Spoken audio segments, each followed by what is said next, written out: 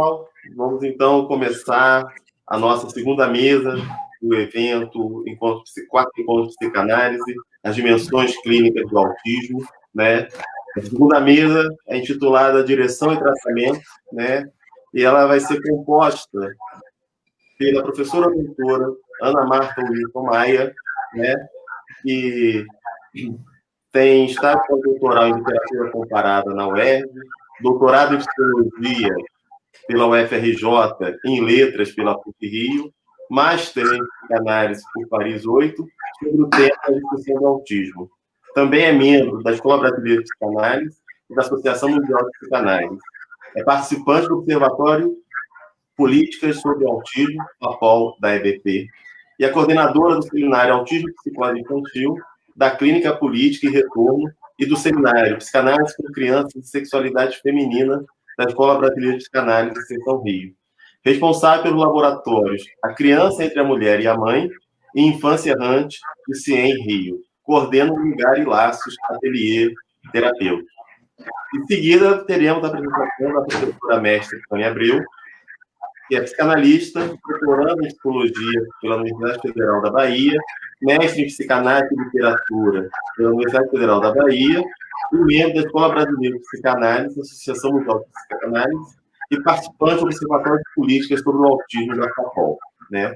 Então, vou passar então, a palavra agora para a professora Ana Marta, agradecendo já ter aceito o nosso convite, a professora Tânia Abreu, né? Então, vou passar a palavra agora para ouvir a comunicação da professora Ana Marta. Muito obrigado. Obrigada, Roberto. Boa tarde para vocês. Eu agradeço muito o convite. Eu convido a todos para uma conversa. O Roberto leu aí um bocado de coisas sobre as coisas que eu tenho feito, porque eu sou uma pessoa muito inquieta mesmo, então eu fico fazendo um monte de coisas, e esse tema me fisgou já há muito tempo, pelo trabalho que eu realizo como psicanalista, e nas instituições, no consultório, e acompanhando o que acontece, né, de uma maneira geral na cultura, né? Nos diferentes países, no Brasil, em cada lugar, o que a gente vê, e é por isso que a gente pensou nesse tema dessa mesa, é que cada vez mais as crianças têm chegado até nós com esse diagnóstico de autismo. E aí a primeira coisa que a gente para pensar é, mas será que todas elas são autistas mesmo? Existe uma lei recente, que fala sobre uma inclusão, que cada escola precisa ter um espaço para acolher o diferente.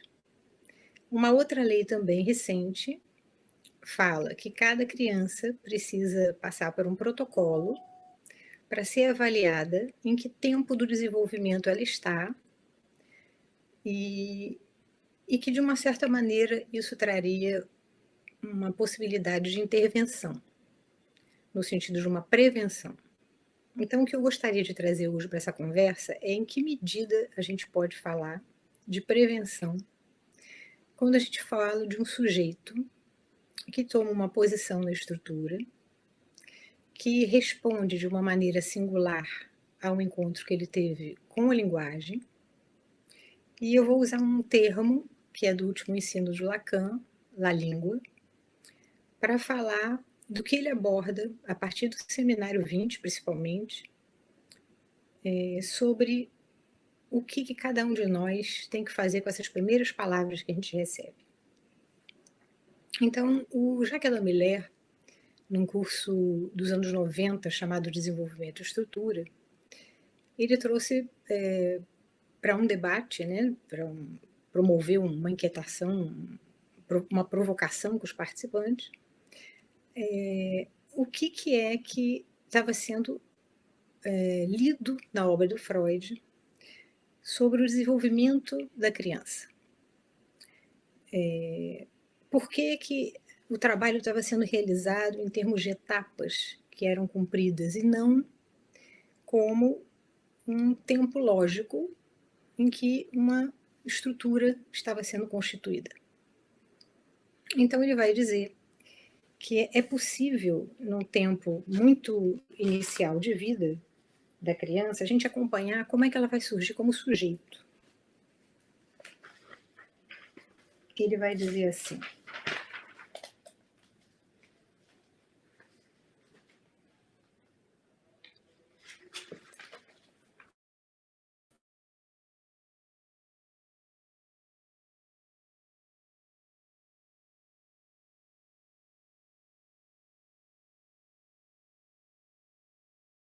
ele está se referindo ao primeiro Lacan, ao tempo em que o Lacan apresenta a ideia de que a linguagem estaria prévia, de que o outro da linguagem estaria prévio ao sujeito, e a gente pode acompanhar isso nos anos 50, com a referência que o Lacan faz ao termo não há apelo. O que isso quer dizer?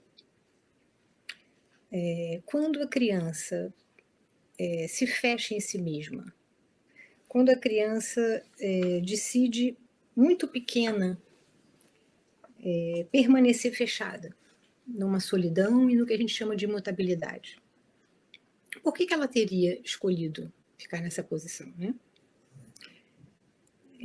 Então, no primeiro momento, a gente pode reconhecer, nesses anos 50 do Lacan, a forma dele de falar sobre a relação da criança com o outro, com a linguagem, e a gente poderia tentar descobrir ali uma forma de estudar o autismo pensando assim: nos anos 50 não haveria o apelo. Nos anos 60, a gente encontra o Lacan falando da psicose na infância, né? A gente pode pensar na nota sobre a criança, a gente pode pensar na locução sobre as psicoses, a gente pode pensar na conferência em Genebra sobre o sintoma, que é um momento importante em que ele vai falar do termo que a gente usa muito, sobretudo verbosos, né? As crianças autistas, elas estão na linguagem, elas podem decidir falar ou não, mas elas estão na linguagem. Então não haveria, para o ser falante, que é o termo que o Lacan vai usar no último ensino, a possibilidade do sujeito, da criança, que a gente está falando aqui nesse primeiro tempo de vida, né? Mas da criança estar fora da linguagem, né? Então essa é uma forma de leitura que eu vou sustentar aqui com vocês, nessa conversa que eu estou propondo, né? Então, num primeiro momento, nos anos 50 ele vai dizer que não tem apelo, nos anos 60 ele vai falar da psicose na infância, e é também a época em que ele vai trazer em torno da metáfora paterna, o significante do nome do pai, toda a conceitualização sobre o que seria psicose.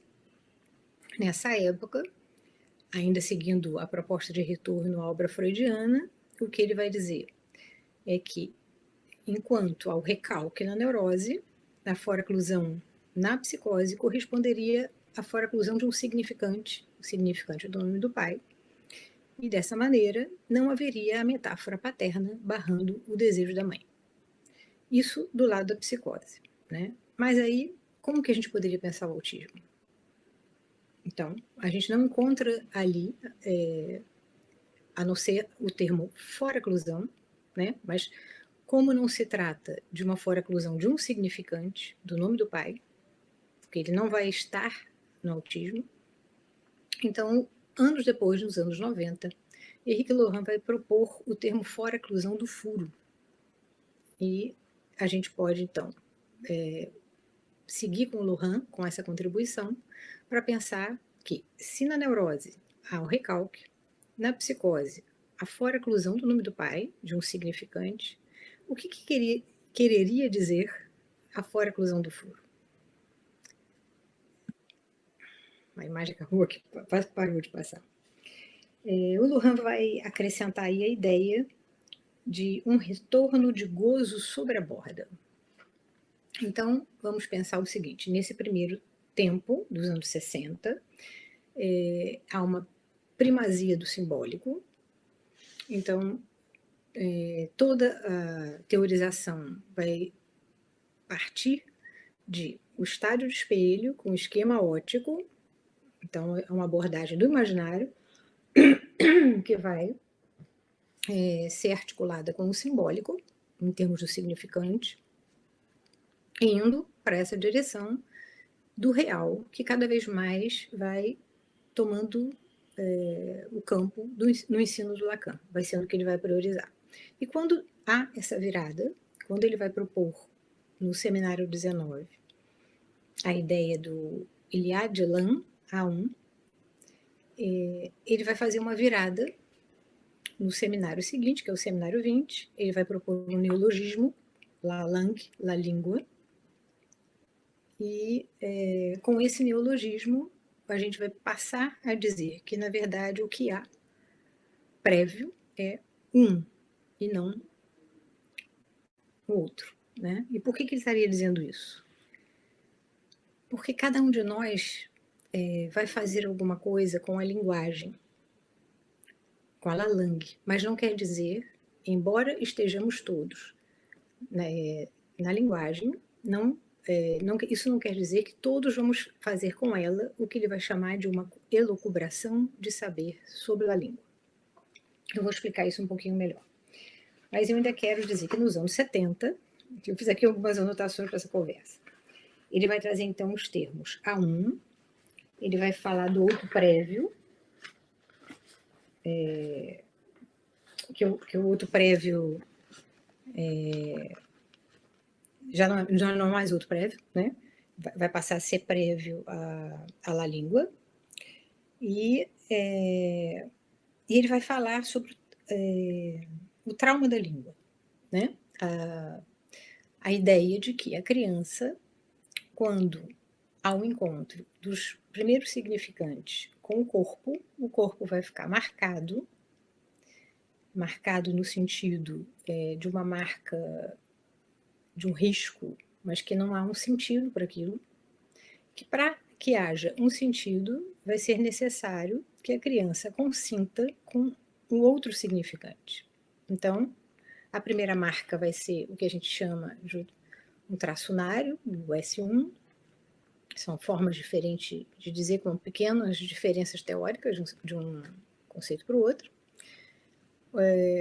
Quando a criança toma um outro significante para articular com esse S1, e aí sim a gente vai poder falar um espaço mínimo de cadeia, né, do significante, esse vai ser o segundo passo. Então, existe formas de alienação, todas as pessoas são... Todo ser falante, nesse sentido, está exilado na linguagem. Como eu disse anteriormente, não há possibilidade de nenhum autista estar fora da linguagem. A questão é o que ele vai fazer com isso. Então, vai haver o S1 para todos. Na psicose, esse segundo significante, que a gente chama de S2, ele vai estar solto, no sentido de ele não estar bem articulado. E no terceiro exemplo é o da neurose, em que é a articulação, e a criança vai construir uma ficção, ela vai fazer uma fobia, né? E daí por diante. Então, no seminário 1, ele vai falar também sobre o caroço da palavra, ele está se referindo a alguma coisa que está aí nesse real, né? E que não tem como a gente descrever de outra maneira, a não ser em torno dessa ideia do significante sozinho do S1. No seminário 11, dos anos 60, a gente vai poder usar dois conceitos importantes, que é alienação e separação, em que a gente vai poder dizer, então, que na neurose o sujeito se aliena a esse primeiro significante, mas a segunda operação de causação do sujeito, que é a separação, vai poder, a partir dela, ele vai poder extrair um pedaço de carne do corpo. Então, entre o sujeito e o outro vai ter o objeto A. E no autismo, a gente só poderia contar com esse S1. Não haveria essa operação de separação. O Jean-Claude Malleval, ano passado, propôs um termo específico para esse tipo de alienação parcial no autismo, que é a alienação retida. Então, a gente pode trabalhar, então, com 3 termos: alienação e separação, com o Seminário 11 do Lacan, e alienação retida, com o Malleval.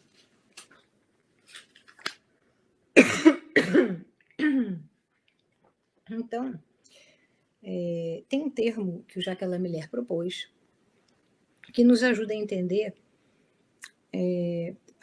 por que ficou tão importante falar que o nome do pai ele passa a não ter uma força simbólica. Né? O Jacques Lamillère tem um curso que se chama O Outro que Não Existe e Seus Comitês de Ética, em que ele vai retomar toda a discussão do Lacan sobre o lugar da função paterna na cultura, o declínio do simbólico e diversas formas, né, para dizer que a fora-inclusão está para todos. É um momento em que ele não vai colocar mais o falo no centro, o significante fálico no centro, do que vai organizar os seres falantes. Ele vai dizer que o que está no centro é o autismo nativo do sujeito, é o termo do Miller, né? A relação que o sujeito tem com o próprio corpo. Então, vou trazer para vocês um exemplo dos Lefort. Rosine e Robert Lefort foram 2 psicanalistas que nos anos 50 desenvolveram uma clínica e publicaram um livro chamado O Nascimento do Outro, depois a Distinção do Autismo, depois as Estruturas da Psicose. Da hora diminui aqui e apaga a claridade aqui a luz. E no Nascimento do Outro, eles vão apresentar o caso de Nádia e o caso de Marie-Françoise.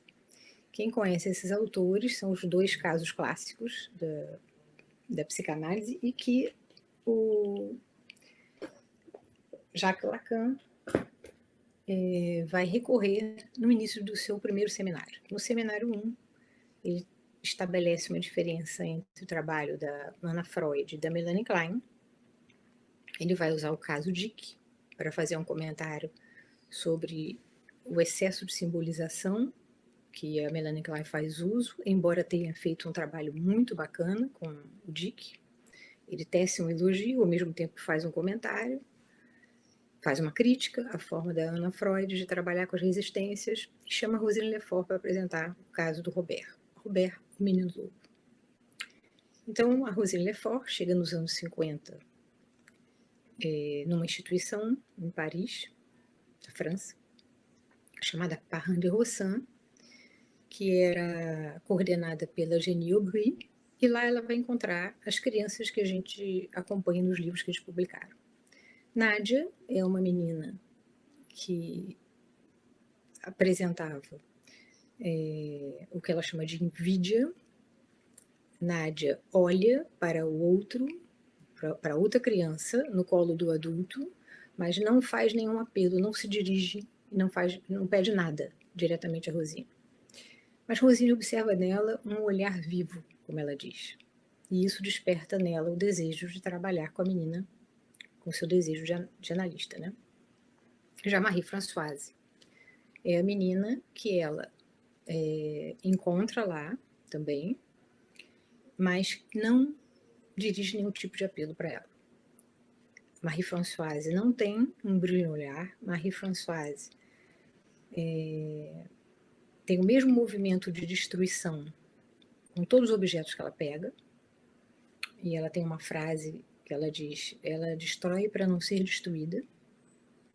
Então ela quer ressaltar com isso como que fica o circuito pulsional da menina, né, na medida em que não há um outro para ela. Marie-Françoise não passa pelo o que o Lacan chama no seminário 11 e também nos anos 50, quando fala da insondável decisão do ser, enfim, o que ele chama de humanização do desejo.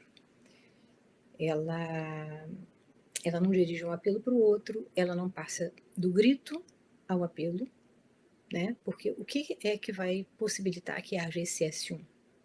É a resposta do outro. E para que haja a resposta do outro, o enfant, a criança bem pequena, é preciso que ela dirija para o outro um apelo, uma demanda. Isso vai se transformar numa demanda na medida em que o outro que responda a ela vai reconhecer nela um sujeito que demanda alguma coisa.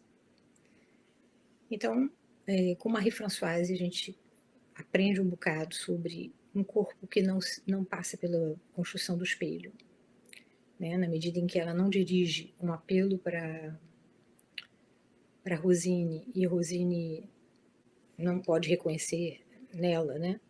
Esse sujeito, eu estou dizendo no primeiro tempo do trabalho, né?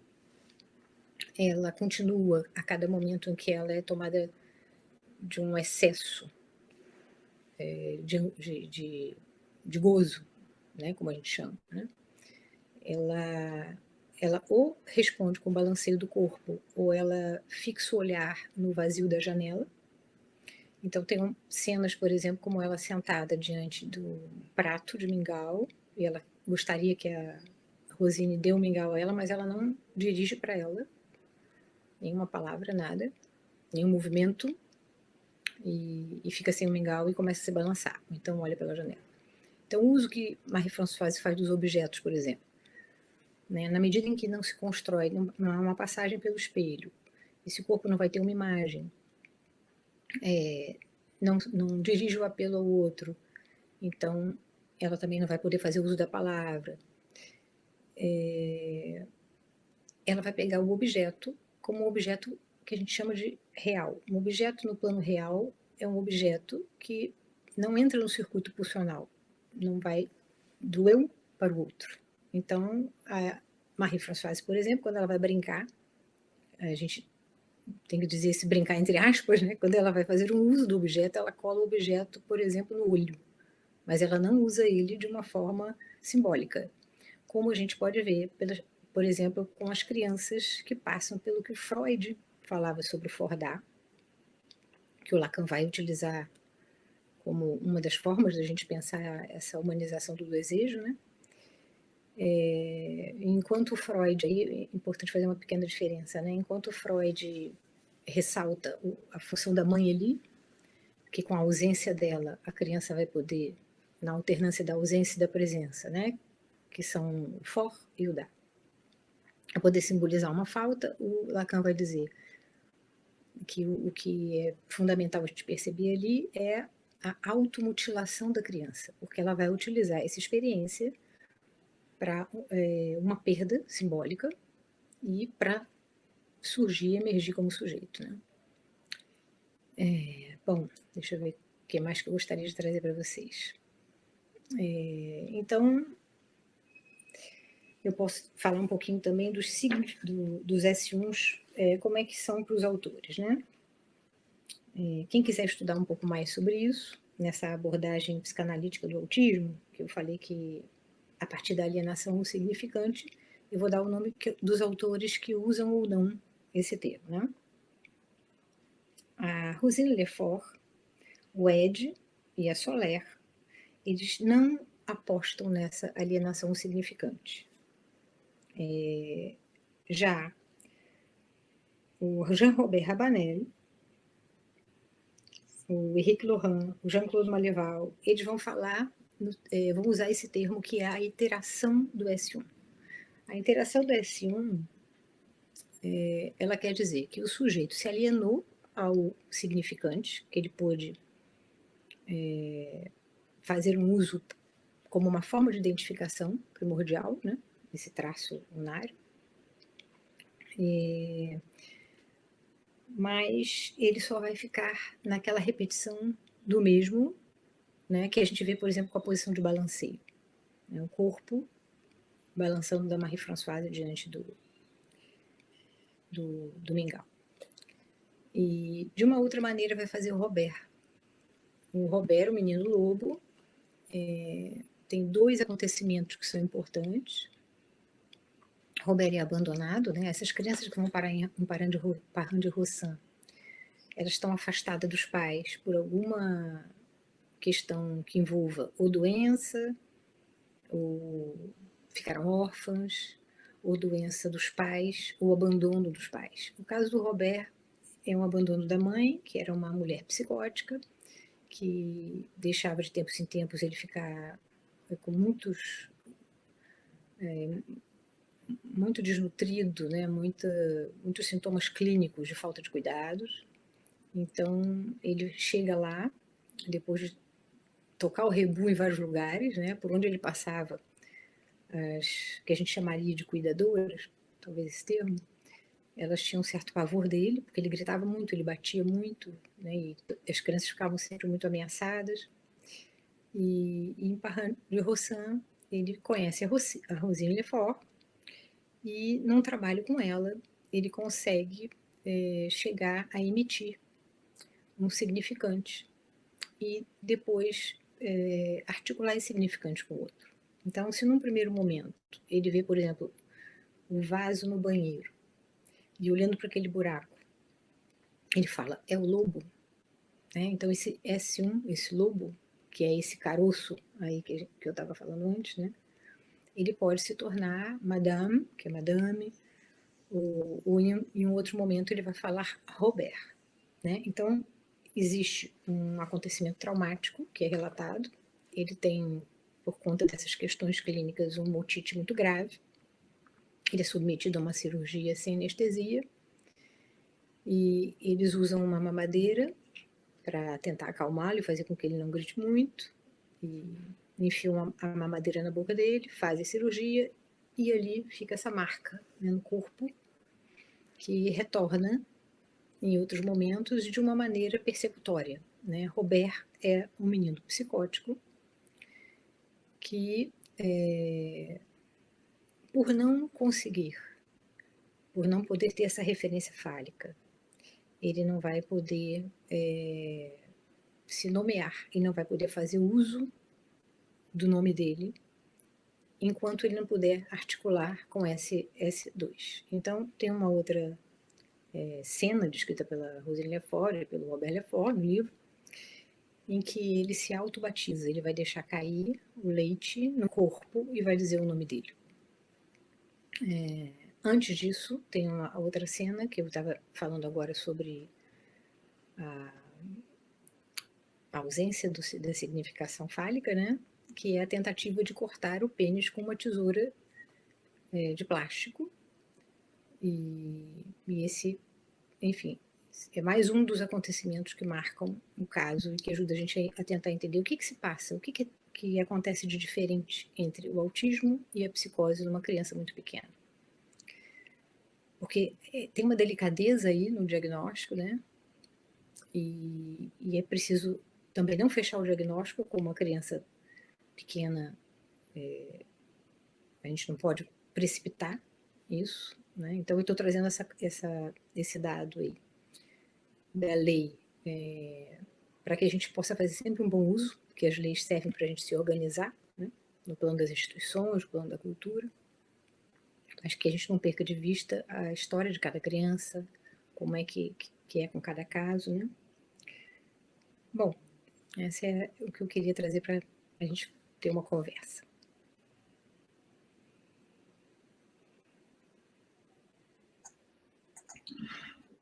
Muito obrigado, Ana Marta, né, pela apresentação, né? Acho que trouxe muitas coisas que a gente vai poder realmente conversar aqui, né?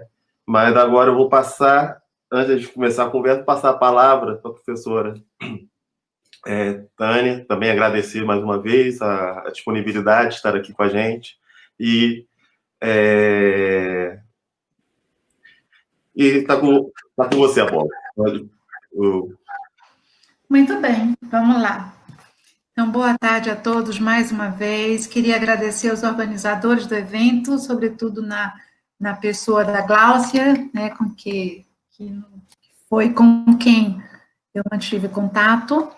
E eu acho sempre muito bom termos oportunidades, né, de poder falar como é que a psicanálise vê o autismo e seu tratamento, né? E, sobretudo, nesse momento, porque, como citou a Ana Marta, ela começou falando sobre as leis, e a gente teve aquela lei absurda, 10.000 e não sei quanto, que eu não quis nem lembrar o número, que, na verdade, de inclusão nada tem, né, mas é uma proposta mais exclusiva, né, de exclusão do que o que quer que seja. Bom, voltando à minha contribuição para a nossa conversa, eu fiz o seguinte, já faz algum tempo, talvez em torno de 10 anos, que eu comecei a me interessar pela questão do autismo, e comecei, então, a fazer um cartel, em 2010, com 4 colegas, 2 deles residem em Paris, Patrick Almeida, hoje membro da École, e Luciana Castilho de Souza, um outro colega que vive aqui na Bahia comigo também, que é o Luiz Mena, comigo não, assim como eu, que vive na casa dele, e fizemos esse cartel que titulamos A Transferência na Clínica do Autismo. Depois, então veja, isso foi 2010. Depois, um pouco mais à frente, eu escrevi um texto a convite de Ana Marta, não sei se 2015, talvez, que eu intitulei O Lápis, a Mônica, o Dinheiro, a Música, objetos que abrem o circuito transferencial. E, por último, recentemente, eu me deparei com um texto de uma colega de Barcelona, a Nils, acho que é Nels Carbonel, do qual eu vou extrair apenas uma passagem de um texto belíssimo dela, que se chama O Lugar, o Laço e o Outro, Avatares da Transferência no Autismo. Então, o que foi que eu fiz? Uma pesquisa dentro da minha pesquisa, né? E vou falar para vocês, então, sobre a transferência na clínica do autismo, né? Ou com autistas, como queiram. E eu e Ana Marta combinamos, né, nos bastidores, que ela falaria primeiro, justamente porque, a partir da fala da Ana, né, dessa iteração do S1 que ela nos trouxe, como ocorrendo no autismo, isso, né, já é um bom ponto de partida para a gente ver que não podemos pensar a questão da transferência na clínica com autismo do mesmo modo que a gente pensa nem na clínica com a neurose, nem com a psicose. Né? A partir da ideia, por exemplo, do sujeito suposto saber, né, que Lacan foi desenvolvendo, porque a gente sabe que Lacan desenvolveu, ao longo de sua obra, várias concepções da transferência. Eu elegi o sujeito suposto saber para marcar que não é assim que a transferência comparece na clínica, ok? Então, eu vou começar a ler um pouco para vocês um trabalho advindo de um cartel, advindo de um cartel com esses colegas que eu acabei de citar, que se chama Transferência na Clínica do Autismo. O presente trabalho enfoca a natureza da transferência na clínica do autismo, na qual, podemos dizer, não há propriamente o outro, aqui o grande outro, né? O que aponta para um outro em seu estatuto real, sem equivalência com o significante que lhe falta. Consequentemente, interrogamo-nos sobre a direção do tratamento nesses casos que, apesar de estarem na linguagem, Ana Marta ressaltou isso muito bem, por isso a ordem, né, dela ter falado antes, não se apresentam divididos pelo enigma de um sintoma, decorrendo daí que não dirigem uma demanda ao outro, como salienta Stella Solano. Cito Stella Solano. Como operar, então, na experiência analítica, levando em conta que o analista não será o partener de um sujeito dividido que lhe dirige o pedido, já que quer revelar o sentido do sintoma que lhe escapa, senão de um sujeito que se apresenta como sou, de gozo, fora de todo sentido e desarticulado do eu penso.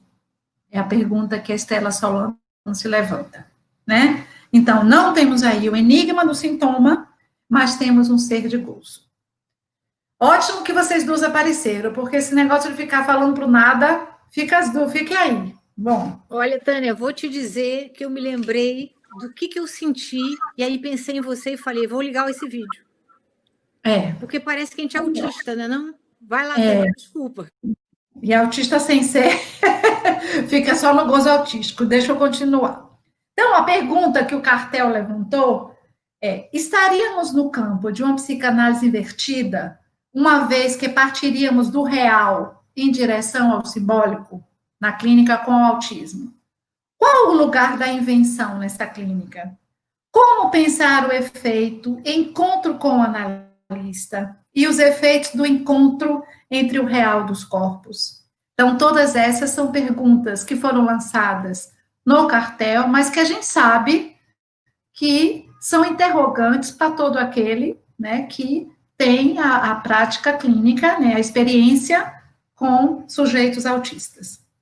Então, nós partiremos de questões diagnósticas, seguindo a advertência feita por Lohan em 2010, olha que interessante, no texto Os Futuros dos Espectros do Autismo, de que, no ritmo em que o furor classificatório avança em 10 anos, ou seja, agora, em 2020, uma em cada 50 crianças será considerada autista.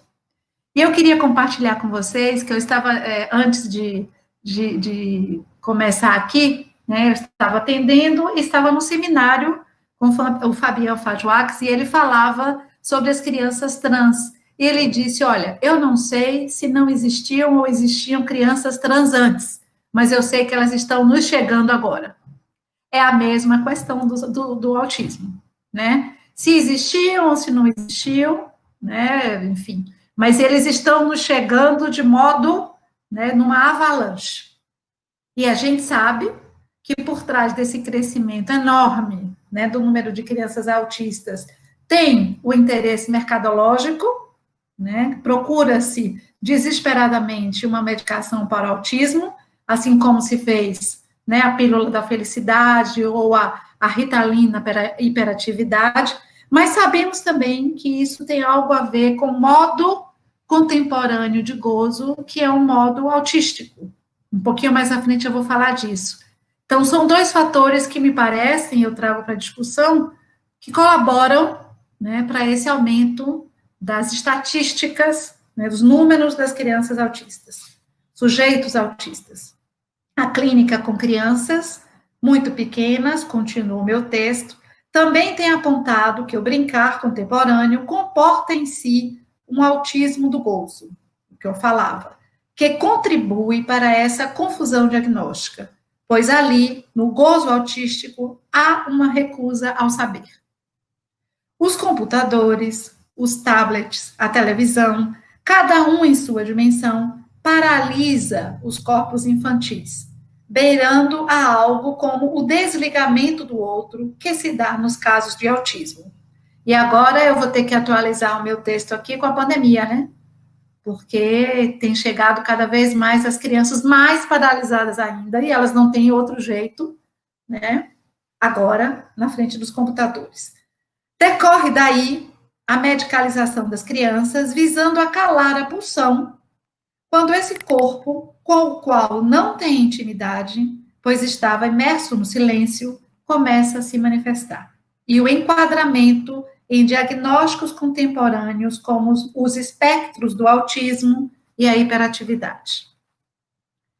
Nós não pretendemos aqui, né, dar uma definição última do autismo, mas sim tomá-lo como categoria clínica fundamental, na qual, de modo pregnante, se encontra o gozo do um. Ana Marta falou muito bem disso. E, sobretudo, salientar, como advertiu Lohan, que o único espectro possível para o autismo é o do caso a caso. Isso é importante, que essa história de espectro do autismo vai fazendo, como diz mineiro, hein, Cláudio, um trem tão grande, assim, enorme, que vai metendo ali dentro tudo, né, e fica difícil escapar alguém desse espectro, né? Então, o Lohan diz isso, que o espectro é do caso a caso, visto que os autistas testemunham suas experiências em nome próprio. Para percorrer este caminho, a transferência será tomada em duas vertentes. a diagnóstica, para a compreensão da etiologia do autismo na relação do sujeito ao outro. E a clínica, que nos permitirá estabelecer indicativos de como intervir, né? Porque não é nada fácil atender, né, a praxis, né, que é um termo mais adequado, mais contemporâneo do que a clínica, né, com sujeitos autistas. Muito bem. A vertente diagnóstica, eu vou deixar ela um pouco de lado, porque eu quero adentrar na questão da transferência, né? Então, eu só queria, em relação a essa questão diagnóstica, fazer coro à observação que a Ana Marta trouxe do cuidado que devemos ter com diagnósticos na infância, inclusive diagnóstico com sujeitos, né, que nos aparecem no consultório, advindos de algumas escolas inadvertidas, que já diagnosticam, né, então o sujeito já vem com a etiqueta do autismo, né, autista. Precisamos lembrar que as crianças criam e fazem as suas invenções e que os quadros podem mudar, né? Eu falo a partir da minha prática, né, que recebi uma criança que era tida por todos como um sujeito autista. No momento das atividades na escola, de teatro, por exemplo, ele ficava por trás das cortinas andando, mas ao escutar essa criança, eu dizia, tem alguma coisa errada aí, esse menino não é psicótico, ou nem psicótico, nem autista, né, que eram as hipóteses que a gente levantava. E, de fato, tratou-se de uma criança que teve uma ruptura, né, muito forte no seu laço familiar, e ela se recolheu de modo autístico, né, durante um tempo, até poder voltar ao laço social com o outro. Então, por isso é preciso dar tempo ao tempo e não se precipitar, né, nessa veia, né, diagnóstica contemporânea. Então, para a psicanálise, a questão diagnóstica se coloca de maneira distinta daquela da clínica médica, por apontar para o encontro com o real e, consequentemente, para modos de resposta ao significante que falta o outro, e não para a doença. Nosso olhar não está voltado para a doença. Assim, os instrumentos diagnósticos são outros, sobretudo a relação que o sujeito estabelece com o outro e o gozo que daí advém. Logo, importa a maneira pela qual o sujeito responde à entrada do grande outro na relação de continuidade da primeira infância, do bebê com o mundo, que vem sempre perturbar essa relação homeostática. Dito de outra maneira, esse momento mítico pode ser localizado no encontro de um S1 com o corpo, que é um acontecimento de corpo, que é Lalang, que também foi trazido por Ana Marta, que vem delimitar o gozo a partir de um corte provocado pela linguagem. Nossa hipótese, a partir desse breve percurso sobre a etiologia da psicopatologia infantil, entre aspas, é que ali estão as bases para o que alerta Lohan, quando aponta a elasticidade com a qual a clínica tem sido vista pelos DSMs, que ora falam em distúrbios da comunicação, como no caso do autismo, ora falam em termos de distúrbios afetivos, como na esquizofrenia e nos transtornos bipolares. No meio, as prescrições de oxitocina, em um caso, e dopamina no outro, apagando o que seria da ordem da singularidade. Muito bem. Então, eu vou me deter, eu fiz apenas um rápido comentário sobre a vertente diagnóstica e agora passo para a vertente que me interessa mais, que é a vertente clínica. Então, nossa proposta de trabalho, doravante, é discutir as incidências do encontro do sujeito autista com um analista, a fim de verificar o que a transferência pode alcançar no campo da invenção singular, ao estilo dela construída por conta própria por Daniel Tammet, que lhe permitiu encontrar uma forma de estar no mundo a partir da particularidade do funcionamento autístico. Então, é isso que queremos na psicanálise. Não é o adestramento, não é o enquadramento na boa educação, nas boas regras da educação, mas, né, poder, às vezes, oferecer até o nosso próprio corpo para, né, que o sujeito encontre esse modo singular dentro do seu funcionamento autístico. Para o autista, o modo de comparecimento do outro se dá de forma maciça, não havendo intervalos na relação corpo a corpo. Assim, o outro se apresenta de maneira esmagadora. Vale lembrar que Lacan, ao evocar um discurso que seria da ordem do real, desejava colocar a psicanálise no nível das matemáticas, no sentido de que ela seria um discurso. Tem tanto texto aqui que eu não tenho nem onde botar o copo, peraí. Então,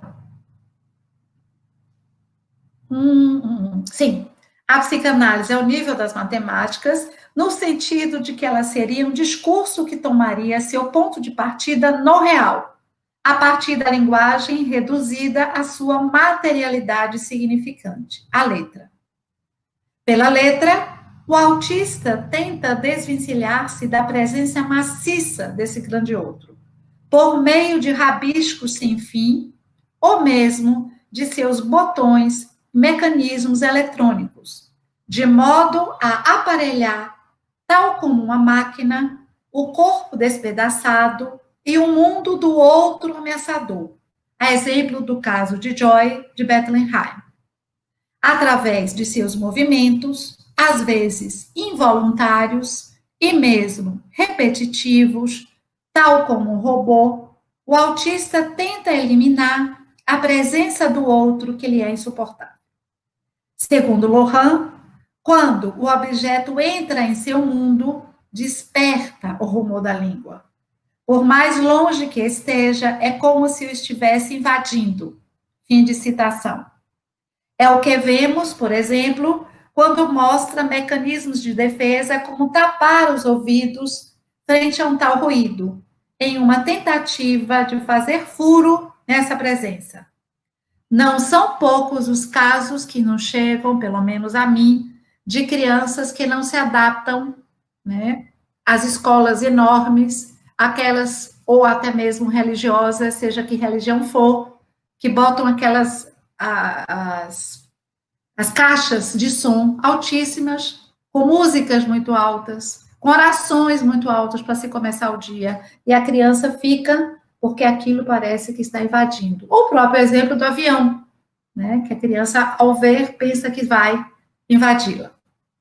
Então, ao considerar o gozo no autismo como um encapsulamento, cápsula esta que pode deslocar-se, Lohan nos indica que este funciona como anel barreira corporal, ou anel borda, pela qual o sujeito se protege do outro maciço, um gozo, dentro da clínica diferencial das psicoses, que se diferenciaria, Ana Marta já falou disso, daquele do paranoico, que é localizado no outro. O outro em sua versão maligna e daquela do esquizofrênico, localizado no próprio corpo. Esse modo peculiar de gozar do autista o mantém em uma relação muito particular com a linguagem, de modo que ele ficaria quase intocável, protegido dos seus equívocos. Em Inibição, Sintoma e Angústia, Freud caracteriza o sintoma a partir da satisfação pulsional, como signo e substituto de uma satisfação que não ocorreu. O sintoma tenta incorporar-se ao eu, deixando de ser um corpo estranho. Ainda ontem, escutávamos alguns colegas falando de Minas sobre a questão do quão o sintoma de cada um de nós nos é infamiliar, próximo, né, singular, mas absolutamente infamiliar. Gastamos anos, né, para descobrir isso. enfim. Então, voltando aqui, eu dizia, do ponto de vista, o sintoma tenta incorporar-se ao eu, deixando de ser um corpo estranho. Do ponto de vista segundo o qual o gozo é próprio ao corpo, acontecimento do corpo, podemos considerar esta satisfação como primária. Um corpo se goza, de acordo com a hipótese de autoerotismo de Freud. Segundo Millet, é natural do corpo vivo gozar de si mesmo. No entanto, o que distingue o corpo do ser falante de um gozo natural do organismo é que o gozo sofre a incidência da fala do outro. Um evento marca o gozo do sujeito e introduz um novo tipo de gozo que é da ordem do significante e que se substitui ao gozo do corpo vivo. O sujeito autista seria um sujeito que recebeu o golpe da fala no seu gozo de corpo vivo, mas que retrocede diante da substituição do gozo primário pelo gozo significante. Ana Marta trouxe isso. Posicionando-se entre os dois gozos. Em um, no mens lente, estaria, portanto, entre duas bordas de gozo. Em um entre bordas, no entre dois. Entre o gozo primário do corpo vivo e o gozo significante. Então, poderíamos pensar, gozo primário, sujeito, gozo significante, tentando evitar a incidência do significante da fala do outro. Podemos, assim, afirmar que é uma metáfora do gozo do corpo, que faria evento de fixação de gozo para o sujeito, não ocorreu. Será necessário algum tempo variável, segundo cada caso, para que essa neoborda possa vir a se desfazer, se deslocar, constituindo um espaço que não é nem do sujeito, nem do outro, onde as trocas articuladas a um outro menos ameaçador possam ser produzidas. Aí é que entra a transferência. Bom, nesse contexto, a questão que poderíamos colocar seria a seguinte: como essa passagem, o deslocamento dessa cápsula, poderia operar-se na transferência, já que a passagem de S1 a S2 não é possível, devido justamente à não operação do Fordat, que a Ana Marta nos trouxe. Né? Então, como operar? Para poder responder a esta pergunta, nos apoiaremos nas indicações de Lohan, quando propõe a construção de um espaço entre dois. Isto é, um espaço de jogo. Lembrando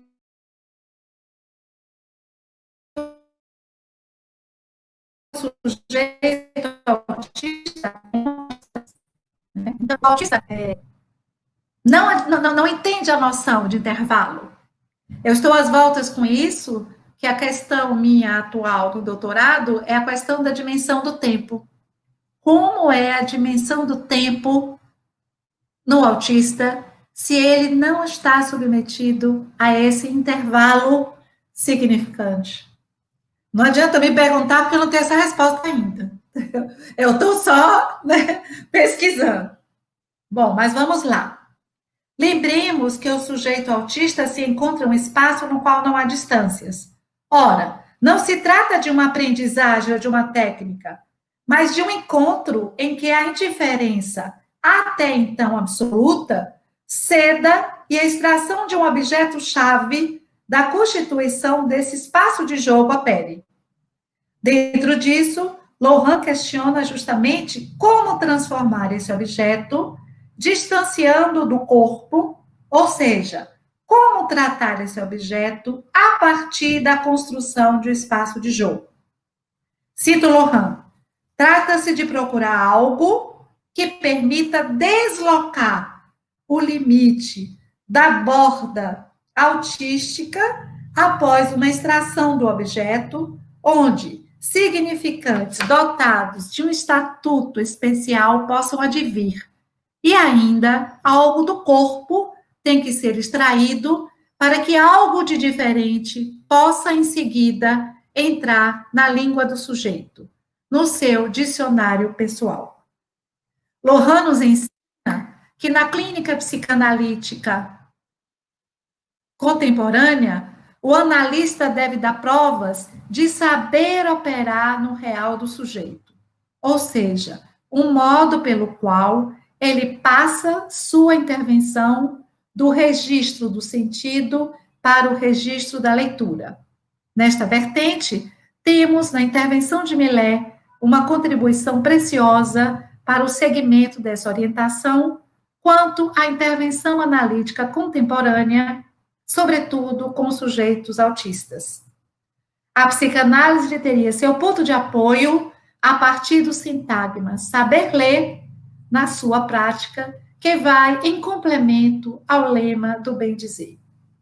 O bem-dizer analítico se funda sobre o saber ler, que estaria no centro do que Lacan desenvolveu como sendo da ordem do ato analítico, ou seja, da ação do analista operando para com o sujeito. Millet afirma ainda que o saber ler, eu estou me referindo ao texto Ler o Sintoma, que faz com que a psicanálise não se reduza, por exemplo, a uma retórica do bem-dizer. Ela não se reduziria a uma prática da escuta, pois ela é também da ordem da leitura, já que não é porque a psicanálise se inicia no campo da fala, que ela não se refere à escritura. E é justamente no intervalo entre falar e escrever que a psicanálise opera. É a partir dessa diferença que explora seu campo de intervenção da maneira mais ampla possível. Parto, então... Encontrei isso na internet. Parto, então... para uma experiência da minha clínica,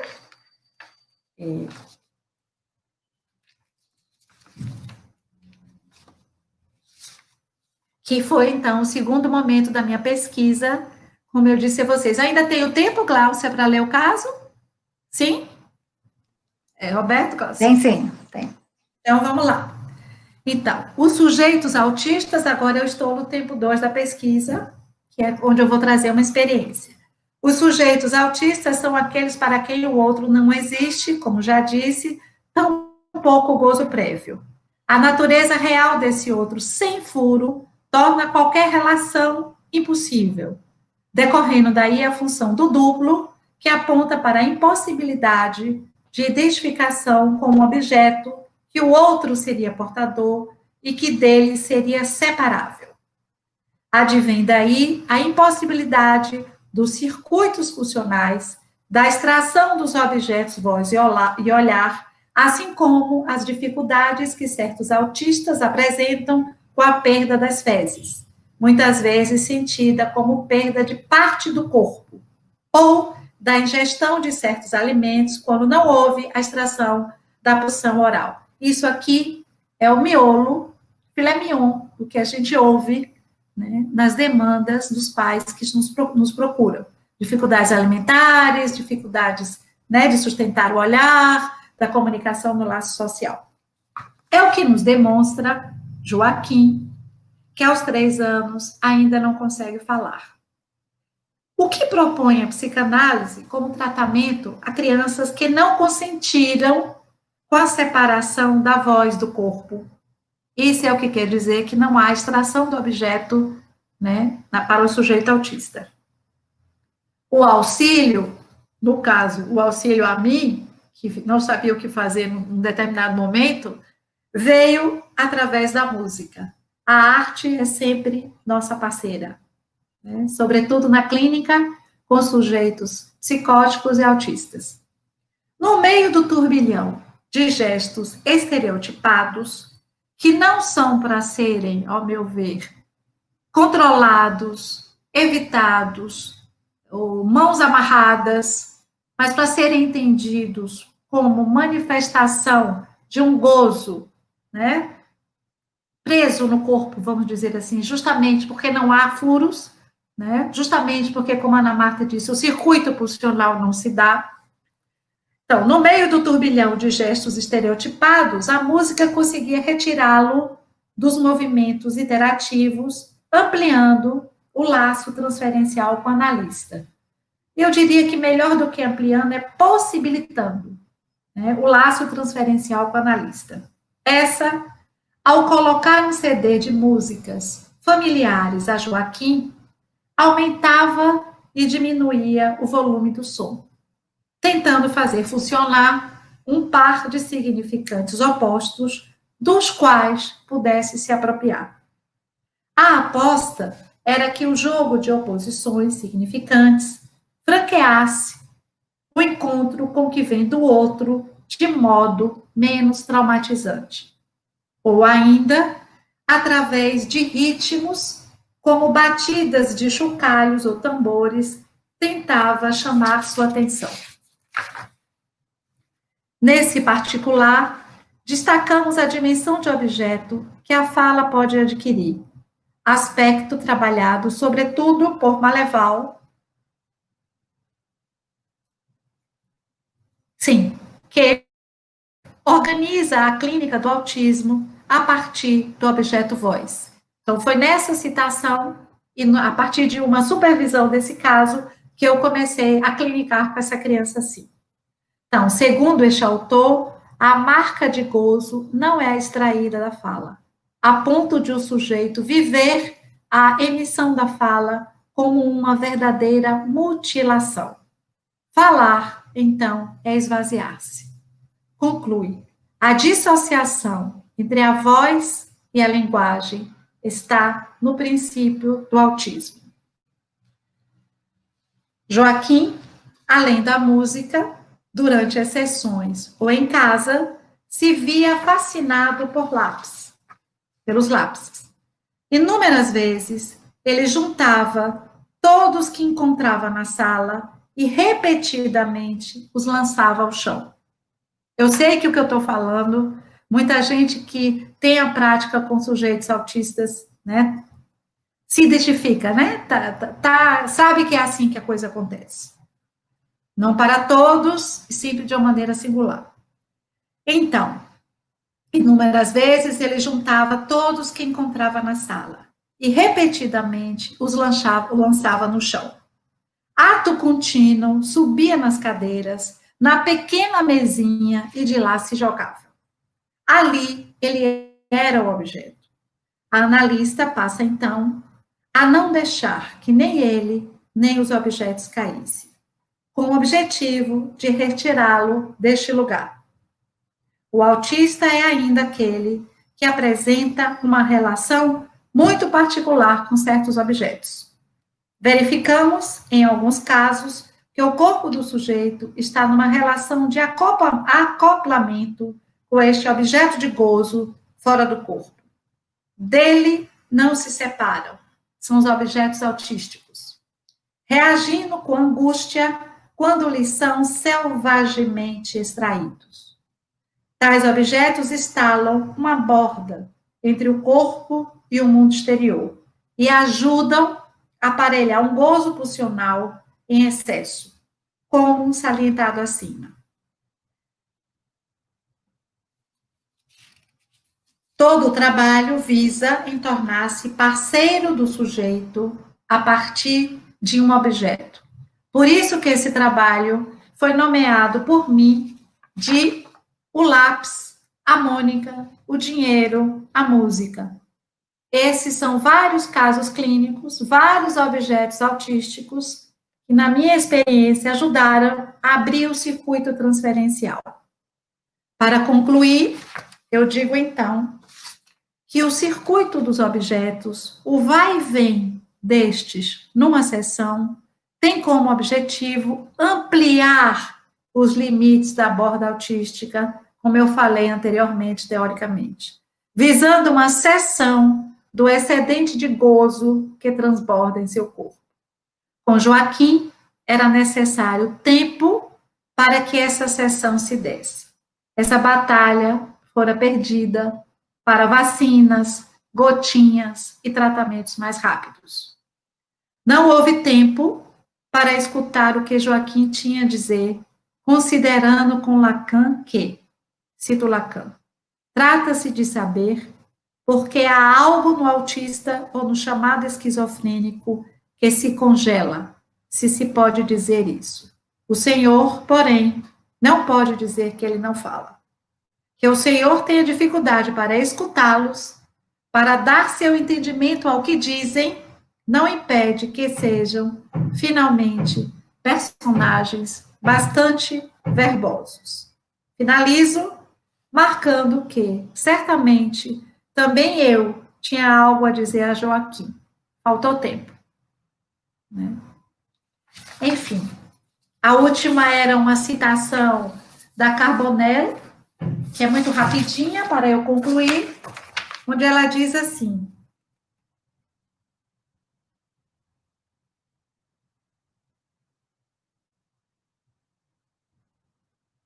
eu falo depois, eu falo na nossa discussão sobre essa definição muito pequenininha que ela dá do que é a transferência. É porque é uma definição borromeana. Então, seria um avanço, mas teremos tempo. Muito obrigada por me escutarem. Nós que agradecemos, professora Tânia, eu acho que foi muito instigante essa complementaridade entre as falas da Ana Marta e a sua. Já temos perguntas aqui no nosso chat, né? Acho que podemos passar, então, para o debate, para as perguntas, né? Tem a pergunta aqui da Natália Lopes Machado, para a Ana Marta. Ela diz o seguinte: quando você falava sobre a não demanda ao outro, como no caso de Marie-Françoise, questiono se a gente pode considerar o duplo autístico como apelo ao outro. Né? Gostaria de comentar, Ana Marta? É justamente ao contrário. Não sei se eu entendi bem a pergunta dela, mas o duplo autístico... Bom, vou aproveitar para fazer uma breve diferenciação.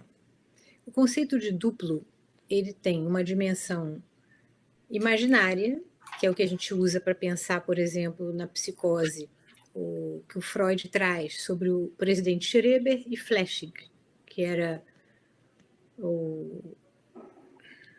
com quem ele mantinha uma correspondência, né, e era o outro que o ameaçava. Então, na psicose, o duplo imaginário é o suporte do eu que não se constituiu ao longo do tempo lógico do espelho. Né? Então, se a gente pega a teoria do narcisismo do Freud, em que ele vai dizer que o eu vai se constituir a partir de uma imagem, ele pega aquele mito do Narciso, né, para falar que Narciso, olhando na superfície do lago, ele se apaixona pela própria imagem. E aí tem várias versões do mito, algumas ele morre afogado, outras ele fica petrificado, enfim.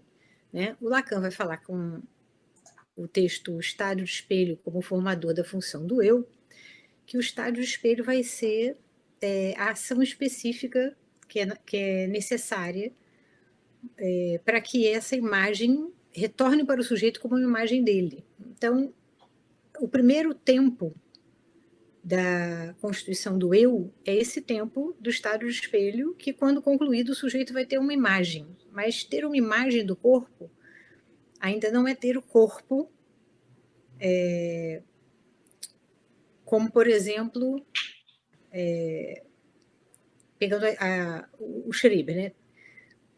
Se você não chega na última etapa dessa construção da imagem pelo estádio de espelho, você não vai ter a imagem do corpo e você vai se identificar sempre ao outro, como naquele esquema do Lacan, que é do eu e do outro como a e a linha. Você vai estar numa posição diante do outro sem uma mediação dada pelo outro da linguagem, que é o que ele vai apresentar no esquema óptico, que seria o segundo tempo do estádio de espelho. Né? Eu costumo brincar assim que tem o primeiro tempo da constituição do eu e dessa imagem, que é o estádio espelho. O segundo é quando Lacan introduz o espelho plano, que ele vai colocar ali para representar o outro da linguagem. A partir daí, a gente pode falar do eu ideal e do ideal do eu. Mas na psicose, esse tempo não se conclui. No autismo, menos ainda. O sujeito autista está aquém desse tempo do estádio de espelho. Porque para você se identificar a uma imagem que você vai capturar no olhar do outro, essa imagem de júbilo que diz Lacan, né? O fascínio que você vai ter pela sensação de que você tem um corpo unificado sem ter ainda esse corpo pronto psicomotricamente, enfim, né? Toda aquela descrição que ele faz, isso não se dá no autismo. Por isso que a gente vai falar de um duplo real, né? No autismo, o objeto é real, a Tânia trouxe o exemplo lindo do caso dela, né? Como que a criança vai fazer uso do objeto de uma maneira real. Eu trouxe o exemplo da Marie-Françoise, que ao invés dela olhar, né? Porque no exemplo da Tânia, que ela traz, que ela fala da voz e do olhar, dá para ver que não há uma extração do objeto. Então, o objeto vai existir no plano real. Para você olhar para o objeto, você cola ele no olho, que é o que a Marie-Françoise faz. Então, eu espero que eu tenha respondido que tem uma diferença do duplo real e do duplo imaginário. O duplo imaginário é a psicose, o duplo real do autismo. Autismo. Agora que tá boa a conversa, hein? É. Olhando, agora tô mais à vontade. Aquele momento eu estava sozinha olhando aqui. Eu devia ter ligado e pedido, apareço aí. Fiquei daquele jeito, fiquei muda. Quer dizer, muda não falando, mas muito esquisito. Vou continuar então a nossa conversa aqui, que tem mais pergunta aqui. A Luciana Vittori e a Isabela Conte, elas estão fazendo uma pergunta aqui sobre a distinção clínica entre autismo e psicose e da nomeação das estruturas na clínica nodal. Elas dizem, né, faço esse questionamento por considerar Nister trazer a diferenciação teórica para aqueles que, no brilhamento dos estudos, possam deparar-se com possibilidades distintas dessa questão. Né? Então, é uma questão pela distinção entre autismo e psicose, o que elas chamam aqui na nomeação das estruturas na clínica nodal. É para a mesa essa aí. Você quer começar falando, Tânia? Então, uma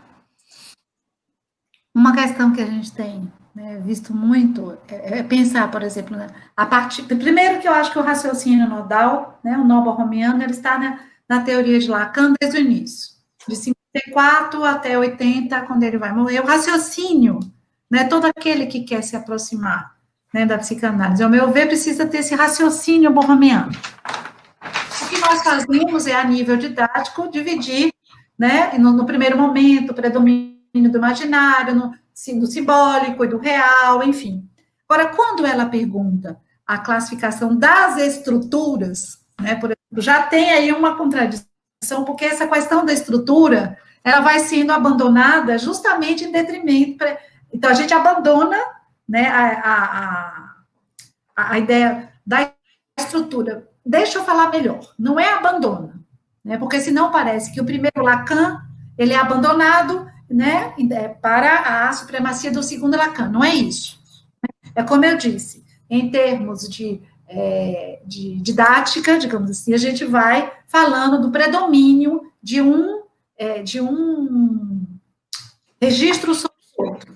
Né? Então, veja, Lacan vai avançando, né, e justamente quando vai havendo predomínio do raciocínio borromiano, essa ideia de estrutura, né, ela vai ficando no segundo momento. Então, quando a gente fala, por exemplo, da curva de Gauss para se pensar o nome do pai está aí. Né? Mas o que a gente vai falar? Maior predomínio do nome do pai, φ zero, nome do pai zero, não mais o raciocínio está aí. Então, veja, essa ideia de estrutura, por exemplo, ela permanece quando a gente diz, quando falamos de psicose ordinária, estamos falando de psicose. Um psicótico é um psicótico, ele não vai passar da psicose para a neurose. Então, a ideia de estrutura é mantida. Né? Então, eu entendo que o modo que o sujeito tem de responder ao traumatismo, que é como a gente fala da castração na segunda clínica de Lacan, é quem vai definir se um sujeito é neurótico ou psicótico. Né? Eu tendo a pensar, né, a clínica, a nossa prática, digamos assim, a partir da neurose e da psicose. A partir como que a gente diz, seguindo esse raciocínio da curva de Gauss, né? Se você está mais próximo do nome do pai zero ou de um nome do pai mais consistente, nos fará pensar na estrutura neurótica ou na estrutura psicótica. Agora, temos os tipos clínicos, né?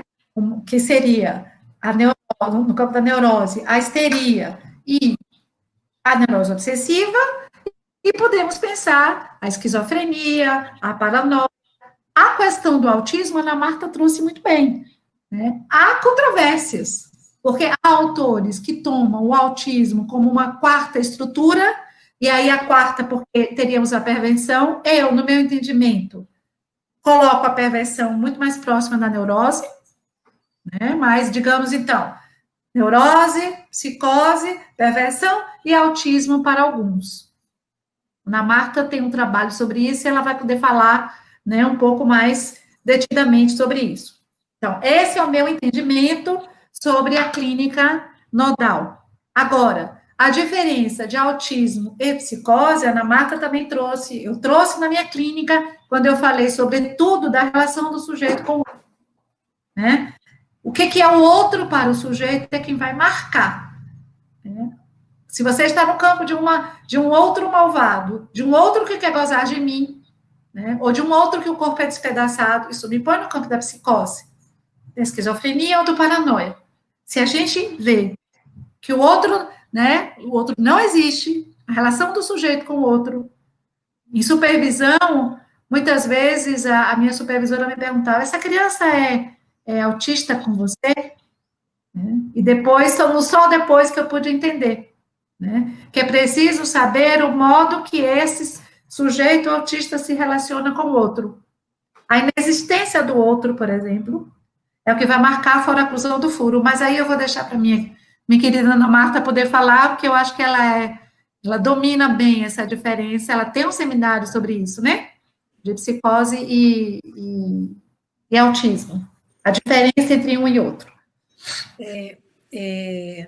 Na minha formação, o autismo foi tomando um tamanho que eu hoje faço uso dessa história do significante unário, do S1. Toda vez que eu recebo uma criança muito pequena, é daí que eu parto. Eu vou trazer um exemplo para vocês, que junta com o que a Tânia estava falando e com o exemplo que ela trouxe da clínica dela.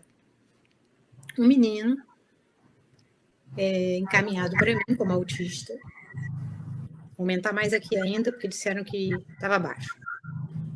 E os pais muito angustiados, né, com a certeza que o menino era autista e que ele estava com quase 3 anos, 2 anos e 8 meses, 2 anos e 9 meses. Ele estava tomando medicamento desde os 2 anos, com uma suposição de que ele teria ainda alguma questão que podia decorrer de uma questão neurológica, enfim. Foi um neuropediatra que o recebeu e o medicou e fez uma avaliação fenomenológica. Por isso que o que a Tânia traz sobre a transferência é muito importante. Esse menino chegou na minha sala e ele foi brincar com um jogo e eu fiquei observando como que ele ia se referir àquilo. Primeiro, ele se dirigiu a mim. No primeiro momento, ele não queria me incluir na brincadeira, porque a mãe dele estava lá e ele queria jogar sozinho com a mãe. E eu fui chegando, né, de uma forma sutil, esperando uma brecha, e quando eu percebi, ele estava deixando eu fazer parte do jogo. E tudo que ele dizia era completamente, assim, não dá para entender, chongas. E aí, em vários momentos, eu virava para mim e falava, o que ele disse mesmo? E eu não incluía nenhum significante. Eu não trazia uma palavra para nomear nada do que estava acontecendo. Eu estava ali para ver do que se tratava e como é que eu ia poder me deixar ser incluída por ele. E ela me dizia, não sei, não, talvez seja tal coisa. Então, isso era uma coisa muito interessante ali. Porque era um menino que dirigia alguma coisa para ela não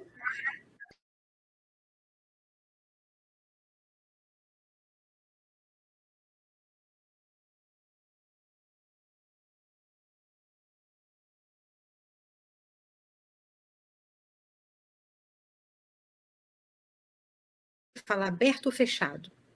É o eu e o eu. Isso é um significante e o outro é um outro significante. Vocês estão entendendo como é que a gente pode fazer uso disso? Esse menino muito pequeno foi sendo autista para tudo quanto é gente, porque ele falava e ninguém entendia. E muitas vezes ele se recusava a uma série de coisas, mas não é porque ele era autista. Ele só não tinha concluído ainda o que a gente comentou agora sobre o Fordham. Então, é um exemplo que passa pelo que a Tânia trouxe, né? É preciso a gente ver o que é dirigido para a gente, para que a gente possa ler o que a criança está trazendo. É diferente, por exemplo, de um outro menino que chegou na minha sala com os pais, e os pais dizendo que ele era autista, muito ansiosos, não pararam de falar. O menino foi direto na minha janela e ficou olhando para lá. Aí eu lembrei na hora, o Robert, que ficava lá, quando ficava muito angustiado, gritava olhando para o buraco, ou é a Marie-Françoise, que olhava para o vazio da janela, né? Até a hora que o menino chegou perto de mim, encostou no meu corpo, mas ele não me pegou, ele não me abraçou. Foi assim, um momento do estabelecimento da transferência inédito na minha vida. Ele pegou a cabeça, ele começou a passar pelo meu pescoço, pelo meu rosto. E aí, na hora que eles foram embora, isso ele não me olhava, não dizia nenhuma palavra para mim, ele não falava. Aí eles foram embora e eu falei para ele, bom, então, na semana que vem eu vou esperar você aqui. E ele veio e começamos um trabalho.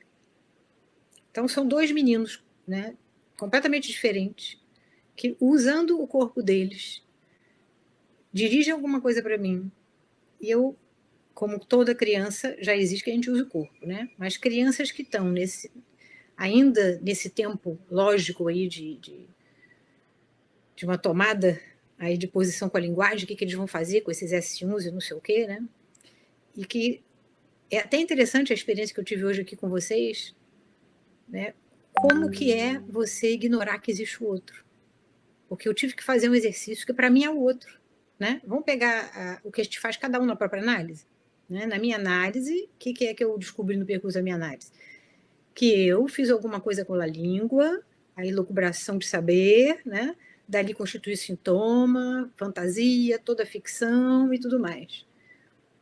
Existe um outro para mim. Isso me faz ficar pensando nessas crianças, como que é saber que o outro está ali, mas não querer consentir que ele existe. Isso é um esforço tremendo, né, não? Bom, esse aí que eu queria comentar. Muito bom, muito bom. Então, temos mais uma pergunta aqui, Heitor Soares, fala o seguinte, Ana Marta, poderia explicar com exemplos clínicos um pouco mais sobre essa afirmação de haver iteração do S1 no autismo e não iterações significantes? Esse menino que encostava, eu vou pegar ele, já que eu peguei esse fio da meada, eu vou pegar esse cara. Ele chegava na minha sala, todas as vezes, ele fazia o mesmo caminho. Ele ia para a janela, ficava olhando, e aí depois, às vezes, quando passava um pássaro, que é a janela do meu consultório, ela dá para uns prédios e atrás tem uma montanha. Inclusive, foi por isso que eu escolhi trabalhar lá, porque eu adoro olhar para aquela montanha. E aí, ele vinha, ele olhava, e eu dizia para ele, olha um passarinho, olha um passarinho. Eu tentava, no trabalho com ele, oferecer uma palavra para ver o que ele ia fazer com ela. E ele inicialmente não pegava nada daquilo. Depois, ele começou a pegar um jogo de memória que, cada vez que aparecia uma índia, um índio, eu dizia, o índio. Mas ele pegava o jogo, ele não fazia aquilo, cada peça era um S1 solto. Não tinha articulação, não tinha um S2, não ia articular com nada, e ele iterava nesse sentido. Ele pegava as peças, ele jogava no movimento em que as peças iam caindo dentro da caixa, ele pegava do zero até ela cair, do zero até ela cair. Quer dizer, se tivesse 180 mil peças, ele ia deixar caindo as 180 mil peças. Isso que a Tânia falou do tempo e espaço. Se a gente não tem uma referência fálica, do significante, a gente não tem como marcar o tempo, nem nos localizar no tempo. Então, ele pegava essas peças e eu dizia, o índio, para marcar como a Tânia fazia com a música. A Tânia, né, Tânia? Para a gente do caso, que você tentava fazer uma escansão no tempo, marcando o tempo para ele, para uma contabilidade do gozo. Eu tentava isso com o menino, com as peças que caíam. E eu falava, a Índia, o índio, para ver que ele fazia alguma coisa com isso. E com o passar do tempo, no trabalho comigo, ele começou a parar na hora que eu estava com aquela figura. Então, isso foi um exemplo que eu me lembrei.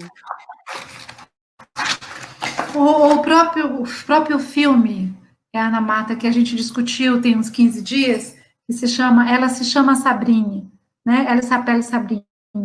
A gente vê na relação, não sei se vocês, né, quem se interessa pelo autismo, é interessante ver esse filme, que foi feito pela irmã dela, Sandrine, né?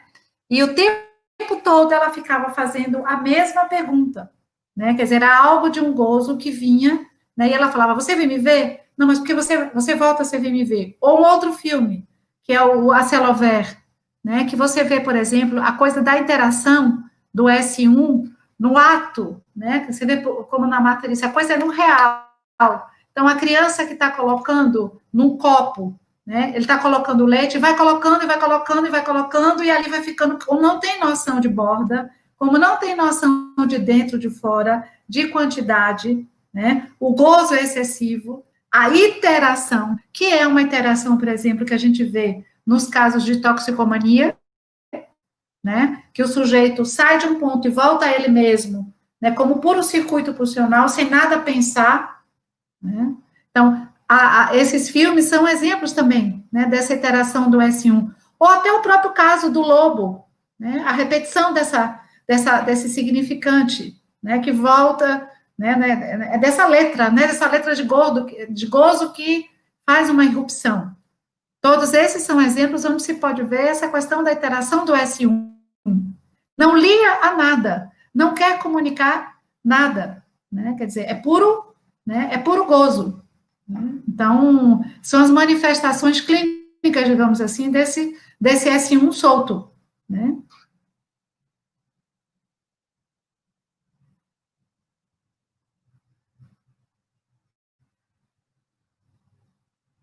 Você tá fechado o microfone, Gláucia? Desculpa.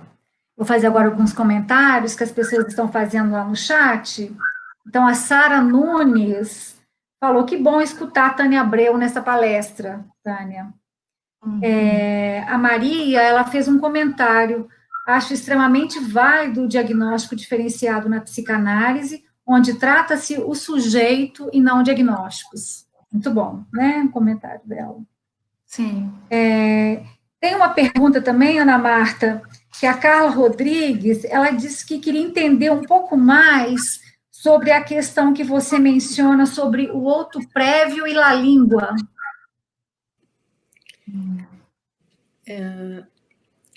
Quando o Lacan ele apresenta a língua, ele já passou no ensino dele pela construção, pela elaboração, que vai do imaginário ao real, mas, como disse a Tânia, sem deixar a cada vez de incluir o imaginário e real. Porque teve uma pergunta aí sobre a topologia, né? Como falar de uma forma topológica. A gente só consegue chegar à la langue, à la língua, justamente porque a gente está caminhando cada vez mais para a topologia. Quando eu falei do estádio do espelho, o estádio do espelho, com esse segundo tempo, que é o esquema óptico, ele está usando a ótica, né? São espelhos, um espelho côncavo, um espelho plano.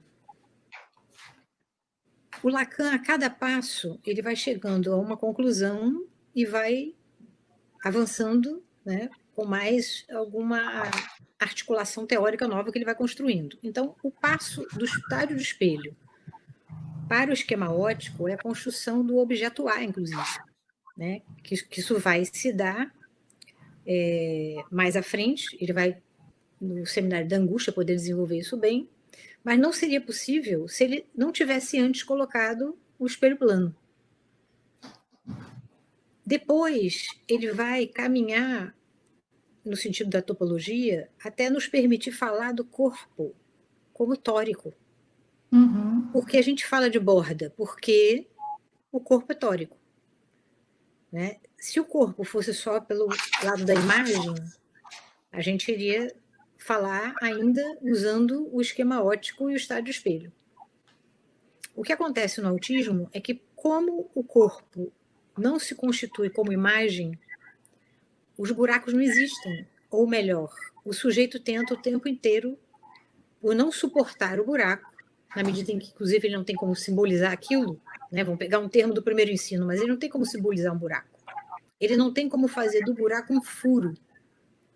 Se a gente usar o termo furo como alguma coisa que no primeiro ensino tem a ver com a falta a ser, tem a ver com a ideia do S barrado, né? Do sujeito dividido em seu desejo. E ele só é dividido porque há a extração do objeto, né, no corpo. Então, quando há, por exemplo, na teoria dos conjuntos, que também é uma forma do Lacan, ao longo do ensino dele, ele vai usando para falar da alienação e separação, né? Ele segue falando do ser, do outro, depois ele segue falando do sujeito, do outro, e tem sempre, na interseção dos conjuntos, alguma coisa que faz parte, que não é pertencente exclusivamente nenhum, mas que circula entre eles, mas é o que permite que haja essa troca e que o sujeito, de alguma maneira, possa se nomear. Eu trouxe o exemplo do Robert, né? O Robert, ele só consegue falar Robert e responder com o nome dele depois de um trabalho feito com a Rosine. Uhum. Isso me faz lembrar desse menino do El e do eu e do El. Ele ficava num espelhismo comigo que ou ele falava e eu não entendia chongas, ou ele repetia o final do que eu dizia. E um dia, eu tenho uma casinha de boneco que as crianças amam, e são muitos bonequinhos de pano, né? Então, são várias famílias, dá para inventar qualquer contexto ali, né? E aí ele pegou um e chamava com o nome dele, que vou chamar ele aqui de Pedro. E ele falava, ele e o bonequinho Pedro, né? E eu me lembro de um dia, a gente faz essas coisas, né? Que a gente chama com os conceitos da psicanálise, né? De um ato. Quando eu vi, eu já tinha feito. Eu botei a mão no ombro dele e falei alguma coisa meio assim, não é Pedro. O boneco Pedro está fazendo não sei o quê. E você está... Eu não me lembro exatamente os detalhes, tá? Mas o que eu quero dizer é que eu usei o meu corpo para... Com a palavra que eu falei, que era a mesma, embora tenha sido Pedro, quando eu toco nele, eu diferencio ele do boneco. Isso teve um efeito dele poder dar mais um passo para separar desse outro, digamos assim, que estava difícil com a mãe, porque a mãe não estava consentindo com esse tempo dessa separação, e ele tinha que fazer por conta dele, né? Que é o que a gente vê muito com criança muito pequena, né? É aquele exemplo que eu dei, Ana, de segurar o menino para separá-lo do objeto, né? Quer dizer, então, inclusive, quando eu segurava, eu emitia, a gente te ajuda, eu não dizia eu, justamente porque não há essa possibilidade do eu, né? Então, era o mais impessoal possível, a gente segura, né? Que é essa tentativa de fazer uma separação, né? De extrair algo da separação. Você acabou, Ana Marta? Sim. Nós temos Tem uma pergunta, né? Mas rapidamente, acho que essa pergunta que foi feita para a Ana Marta me permite finalmente entrar na definição da transferência na clínica com autismo a partir dos nós borromeanos. Eu vi que tem um interesse de alguém aí sobre essa questão borromeana. Então, essa colega, ela vai nos dizer o seguinte: em uma data tão inaugural como em 54, no seminário 1, Lacan sustenta acerca do menino lobo. Esse menino só vive o real. Ana Marta trouxe isso. Nestes momentos, nós devemos entender que se trata de um real que exclui o simbólico. Mais à frente, o real será solidário do simbólico e do imaginário. E, como lemos no seminário RSI, só um quarto elemento, o nó, permite nomeá-lo. Quer dizer, distingui-los. A pergunta que ela faz é: como o analista pode fazer esse nó? Pode ser o quarto elemento que permite anodar os registros. É trata no autismo. Então, a gente empresta o corpo, muitas vezes, como a Ana Marta está dizendo, para ser esse quarto elemento.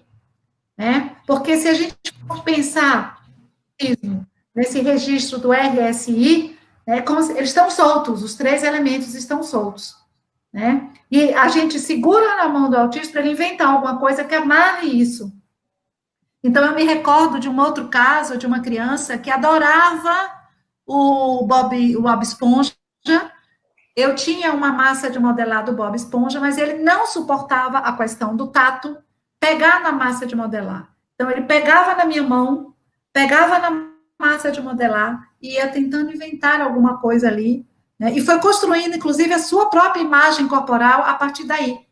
Né? Então, o analista se oferece, né? Se coloca nesse lugar. Então, ela vai dizer, o quarto elemento é que permite anodar os registros. É do que se trata no autismo. E somente o ato analítico é o que permite fazer surgir o laço com outro lugar. Fazer esse nó pode tomar diferentes formas, ainda que sempre suponha fazer advir um espaço de trocas, de borda, que faça possível uma perda de gozo. É isso a transferência na clínica com autismo. Construir um espaço, né, onde ele possa aceitar, né, perder esse gozo que fica completamente detido no corpo. É isso que no meu trabalho eu chamei do espaço entre dois. Para que isso possa se dar, precisa minimamente, a gente começa pela estudar.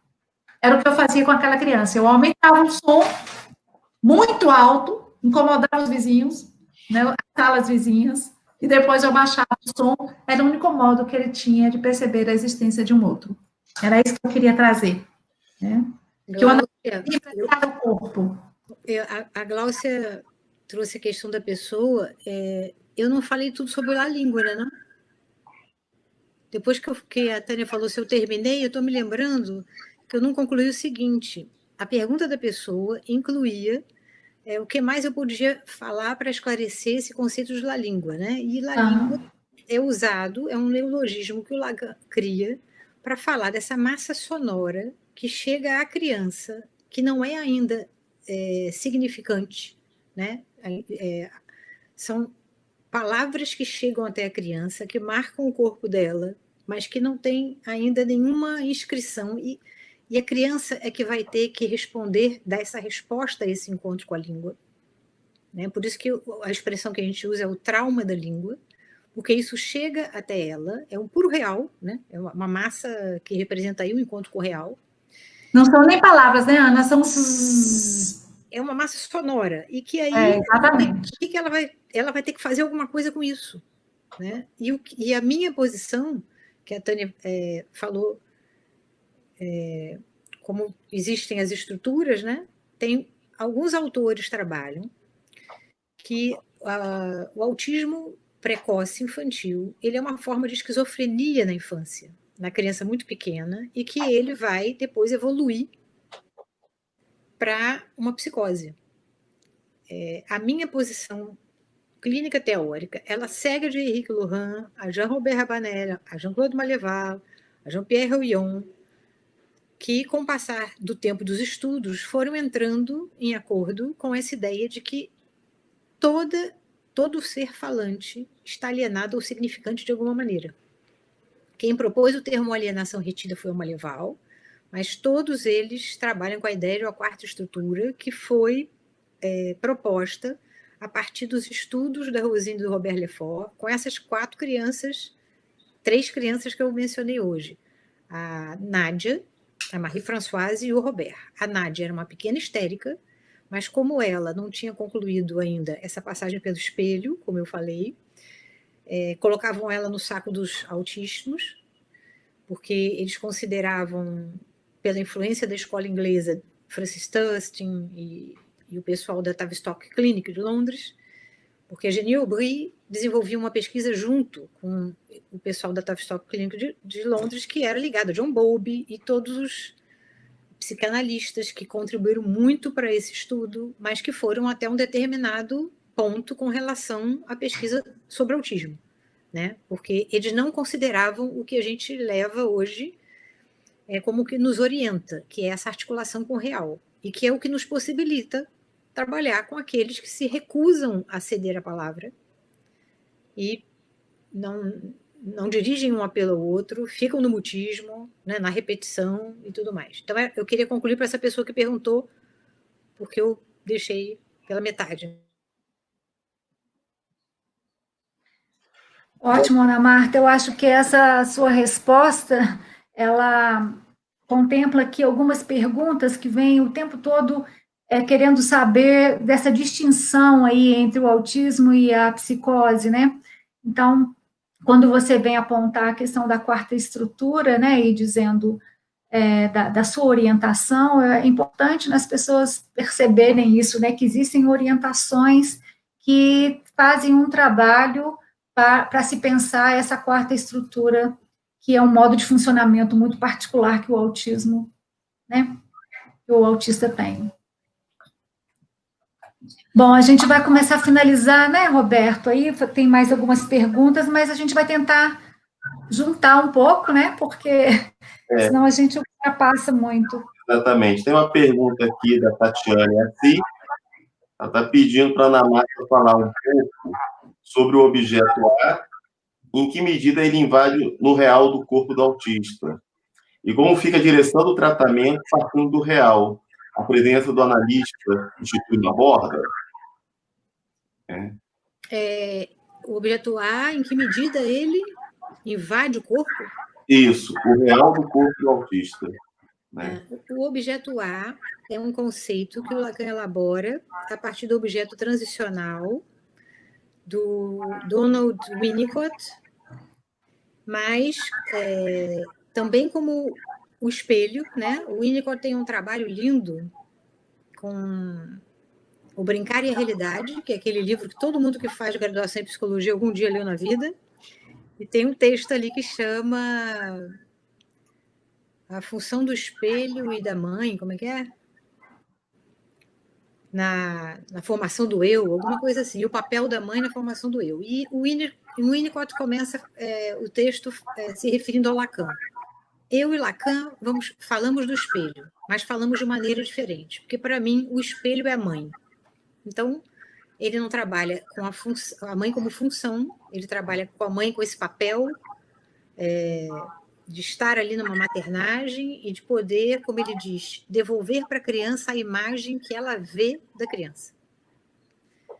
E o Lacan vai ter algumas considerações a fazer, ele avança na ideia do espelho, tanto avança que ele inclui depois o espelho plano e vai caminhando para o objeto A, com a ideia de articular o real simbólico imaginário, que o Winnicott não faz. Mas nós não podemos falar do objeto A no autismo na medida em que o objeto A vai incluir não só essa vertente imaginária do objeto, mas o real e o simbólico. E, como a Tânia trouxe o exemplo, o objeto no autismo está no plano do real. O corpo do sujeito está no plano do real, na medida em que ele não tem a imagem do corpo e ele não trata os buracos como zonas erógenas, por onde entram e saem objetos que ele pode partilhar com o outro. O objeto é real, a imagem não existe, enfim, está tudo no plano do real. Não houve extração do objeto. Não há extração do objeto. Mas é até mais do que não haver extração, porque a extração do objeto, a gente usa mais esse termo com a psicose, seria um duplo não há. Não tem a possibilidade alguma de extrair nada. Uhum. Sim, inclusive porque, Ana, quando você fala que ele está só no S1, se a gente pensar, né, função e campo da fala e da linguagem, na neurose, que você tem um S1 que remete a um S2, e dali cai um objeto, né, quer dizer, o objeto advém disso aí, desse intervalo, Esse intervalo não se dá no autismo, né? Tem disso. Então, você tem razão, não se pode nem falar em extração do objeto, né? Porque já admitiríamos a existência do outro, que é o campo da psicose. É outra diferença, quem está perguntando, né? Sobre a diferença da psicose e do autismo. Então, eu acho que essa é uma diferença fundamental, a não existência do outro para o sujeito autista, né? Agora, uma coisa importante, não é um diagnóstico diferencial fácil, não, né? A gente se bate, não é, Ana Marta? Muito, né? E, de todo modo, eu já escutei em várias supervisões, não importa, de todo modo, o que importa é como essa criança, né, vai estar na sessão com você, né, e como o outro é admitido ou não admitido. E como ele vai usar o objeto. Essa pergunta é boa. Por quê? Porque a gente tem o objeto A, que o neurótico compartilha, que está nos laços sociais. A gente tem o objeto da psicose, que a gente diz que está no bolso. E o objeto autista, ele está colado na mão. Ele é o objeto autístico, o carrinho. Que é o brinquedo que a Marie-Françoise pega e põe no olho. O uso que ela faz do objeto é colar no corpo. Então, são duas coisas importantes, é o objeto e o lugar do outro na transferência, que é no diagnóstico. A natureza do objeto A no autismo é isso, o objeto autístico que é como se fosse um complemento, porque não dá para a gente trazer tudo, né? Esse trabalho segundo que eu chamei de Mônica, está em cima dos objetos autísticos, e como na transferência a gente tem que se aliar a esses objetos autísticos e não tentar tirá-los, né? A partir do objeto autístico, a revista Mônica, por exemplo, somente eu dialogava, eu podia falar com essa criança autista a partir, né, da Mônica, né? Então, esses objetos autísticos que são extensão, né, do corpo da criança autista, digamos assim. Bom, nós temos ainda muitas perguntas aqui, mas eu acho que pelo adiantado da hora, né, encerrar só com mais uma última pergunta que é interessante, da Sara Nunes. Ela pergunta o seguinte: se poderia comentar sobre o uso do tempo lógico e tempo variável, se é possível no atendimento com autistas, né? Acho que ela fez aquela pergunta que não tem da resposta, né, Otânia? Pergunta sobre o tempo, né? Se a gente pode usar o tempo lógico, né? Olha, a criança, o sujeito autista, ele não tem dimensão, como a gente diz, de espaço, né? De, por exemplo, espere um pouquinho, né? Eu tinha uma criança autista que, na hora que adentrava a sala e batia na porta, né? E por mais que dissesse espere um pouco, tinha que ter uma intervenção do adulto que o acompanhava, né? Para que pudesse esperar. Então, assim, essa dimensão do tempo lógico, que a gente, que na verdade é um tempo variável para a sessão, né, ela está intimamente ligada à noção de interpretação, né, ela está intimamente ligada às transgressões, digamos assim, às incursões de Lacan contra os protocolos, contra os 50 minutos. Então, tem toda uma lógica que não se aplica, né, a clínica com sujeitos autistas, né? Então, no primeiro momento, né, eu diria que nós estamos muito mais, digamos assim, a direção da cura é muito mais de ver que caminhos a gente vai funcionar, né, como esse quarto nó, como esse sujeito, como esse elemento, né, que possa juntar o real, simbólico e imaginário para esse autista, do que a questão da interpretação, a questão do tempo, né, a questão no atendimento de sujeitos neuróticos, por exemplo, né? Então, no primeiro momento, eu respondia não se aplica, não é o centro, né? O que o analista visa é o tempo de uma sessão com o autista e a contingência. O que do contingente vai aparecer ali, que o analista vai poder fazer um bom uso, emprestar o seu corpo para que algo, né, esse espaço, essa borda, possa se ampliar e a transferência se instalar, né? Então, eu responderia assim. Assim como as últimas teorizações de Lacan sobre o tempo apontam para o tempo no real, né, o tempo enquanto instante, e o uso que o analista deve fazer desse instante, dessa contingência, numa sessão, né? Por isso que eu disse que é uma psicanálise às avessas, é uma psicanálise que a gente parte do real para o simbólico, né? A psicanálise, a clínica com os autistas. Então, o que a gente faz, Sara, é usar das contingências, tentar dar um bom uso às contingências. Então, o tempo seria o tempo daquilo, né, que cessa de não se inscrever. E o analista pode rapidamente, né, se aproveitar e tentar instalar esse campo transferencial. Bom, então eu acho que a gente pode terminar por aqui. Ainda tem mais perguntas, eu peço desculpa às pessoas que não foram contempladas aí com as questões, mas a gente, é por conta da hora mesmo. Então, eu vou fazer alguns comentários que já colocaram aqui também.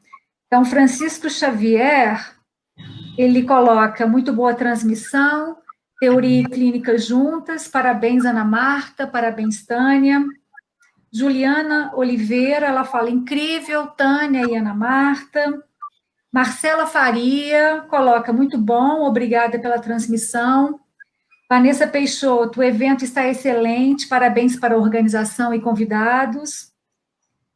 Giovana Teodoro, ela coloca, excelentes falas. E é isso. A gente gostaria muito de agradecer a Ana Marta e a Tânia pela presença, por essa participação. Nós comentamos hoje na abertura, eu e Roberto, que a pandemia trouxe esse lado bom das coisas, que é a nossa aproximação, né, online, quer dizer, Bahia, aqui, Rio de Janeiro também, Minas, isso é muito bom, né, essa aproximação e essa interlocução. Agradeço demais a vocês pelas palavras e pelo grande aprendizado que a gente teve hoje nessa mesa. Obrigada mesmo. Obrigada pela oportunidade também, obrigada, Ana Marta, por mais uma vez poder aprender, e a vocês pelo convite, as perguntas, né, são sempre estimulantes. Muito obrigada, né? Foi um prazer, e que a gente possa estar juntos em outras possibilidades. Muito obrigada. Obrigada. Bom final de evento para vocês. Muito obrigado, também gostaria de agradecer às professoras pelas palavras, pela participação. Vamos encerrar, então, essa mesa aqui agora, mas é só meia horinha, tá, gente? Porque daqui a meia hora nós temos nossa terceira mesa, intitulada Linguagem e Adolescência, com a professora doutora Suzana Faleiro Barroso e com a doutora Lourdes Andrade, né? Então, continue no nosso link aqui, e daqui a pouco nós estamos de volta, né? Muito obrigado. Eu peço desculpas por não poder escutar as colegas, mas eu já tenho um outro, na sequência, um outro... E eu estou aqui na jornada da EBPI, gente. Um beijo grande para vocês. Muito obrigada. Muito obrigada.